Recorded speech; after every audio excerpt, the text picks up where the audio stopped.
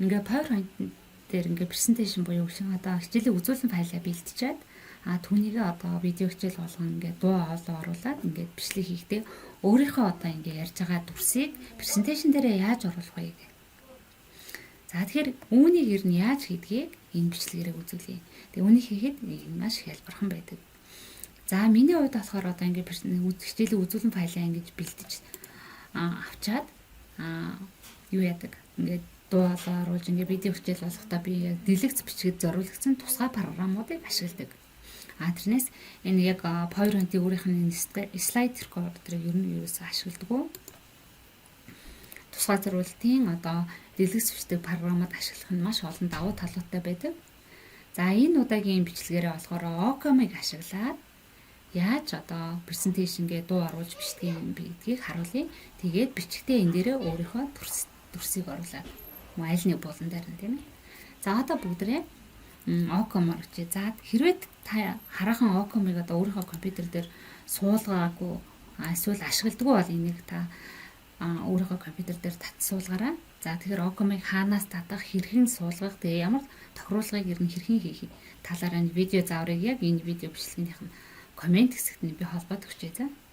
За тэгэхээр Ocam-а ингээд нээхээр ийм интерфейстэй гарч ирэх нэ. За тэгээд бид нэр Ocam-ороо бичлэг хийхээс өмнө бол тохируулгуудыг хийж өгдөг байгаа. За бид нэр одоо бол яг нөгөө видео презентацийн бичгтээ өөрийнхөө одоо ярьж байгаа дүрсийг энэ баруун доод үнцгэнд нь гардгаар тохируулъя. За тэхийн тулд яах ёстой вэ гэхээр энэ бүгдээ энэ меню гэдэг энэ зэс рүү ороод энэ options гэсэн зэсийг сонгоно. За эндээс энэ зүүн талынх нь энэ зэснээс энэ веб камер гэснийг сонгоно. За тэгээ энэ дээр хэрвээ та энэ дээр нь одоо дүрсээ оруулах юм энийг нэр нь эд гэд ингээд сонгоод өчтий. Сонгож байна. Энэ дээр болохоор одоо та хэрвээ гар утсаа олдсон өөр төрлийн камер ингээд холбосон бол энэ чинь автоматар ингээд камерны чинь нэр гараад ирнэ. Одоо яг миний хувьд бол ноутбукныхаа камерыг ашиглаж байгаа учраас энэ миний ноутбукны камерын нэр энийг сонгоод өгчнө.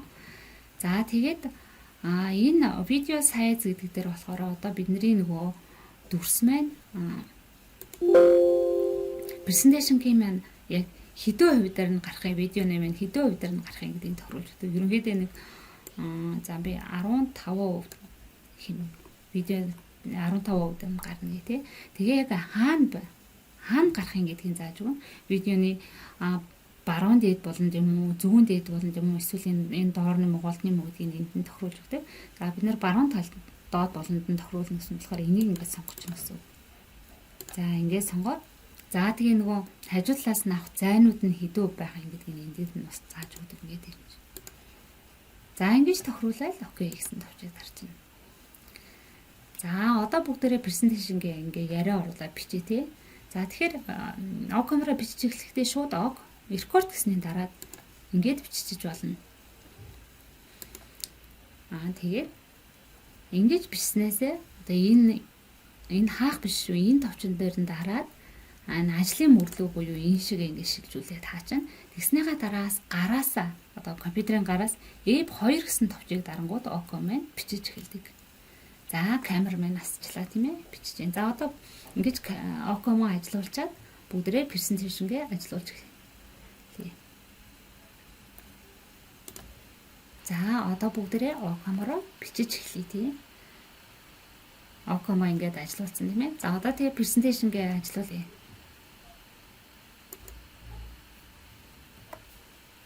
За одоо миний ингээд дүрсийг бас ингээд бичиж байгаа. Бичээд энэ талд нь баруун доод үнцгэнд нь бол миний дүрс гарч явах хэвээр. За одоо бүгдээ бичиж эхлэе.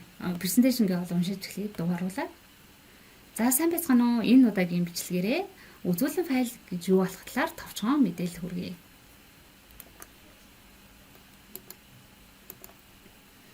За багш хичээлийн агуулгын гол санааг суралцагчид ойлгомжтой хүрэхдээ яриандаа нэмэлт болгон ашиглаж байгаа захим хэрэглэгдүүнийг үзүүлэн файл гинэ.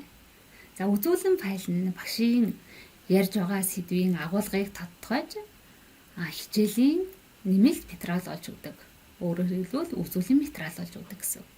За үзүүлэн файлын илэрхийлэх утга санаа нь ойлгомжтой байх ёстой. Тухайлбал суралцагч үзүүлэн файлыг хараад эхний хэдхэн секундэд багш юуны талаар ямар мэдээлэл хүргэж байгаа талаар мэдээлэл олж авахар одоо үзүүлэн файл нь хийгдсэн байх ёстой.